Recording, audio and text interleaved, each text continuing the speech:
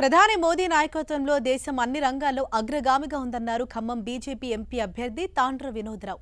ఖమ్మంలో కాంగ్రెస్ పార్టీ పనైపోయిందని, కమలం వికసిస్తోందని వినోద్రావు అన్నారు.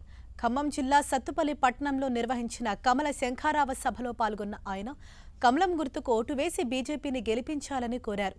తనను గెలిపిస్తే మోదీలా 18 గంటలు పనిచేస్తానని ఆయన మాటిచ్చారు.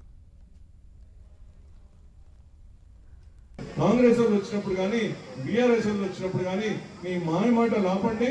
మా ఖమ్మం మేము అభివృద్ధి చేసుకుంటాం. మాకు కేంద్ర పథకాలు మా ముంగిట రావాలి, మా గడప దగ్గరికి రావాలి, ఇది మాకు కావాలి. కానీ మీ మోసపూరిత రాజకీయాలు కానీ మతాన్నో ఇంకా దేన్నో ఉద్దేశించి రెచ్చగొట్టే కాదు.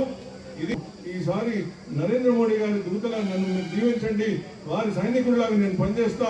వారు ఎలాగైతే 18 గంటలు పనిచేస్తున్నారో నేను కూడా మీ మధ్యలో ఉండి, నేను కూడా మా ఇల్లు ఇక్కడ అశ్వరావుపేట మండలం మీకు చాలా దగ్గరలో ఉంటుంది. అక్కడ జలగం వెంగళరావు గారు ఎలాగైతే మన సత్తుపల్లిని చేశారో అదే విధంగా అదే స్ఫూర్తితోటి మన సత్తుపల్లిని ప్రత్యేకంగా నేను దాన్ని అభివృద్ధి చేయాలని నా కృషి చేస్తాను.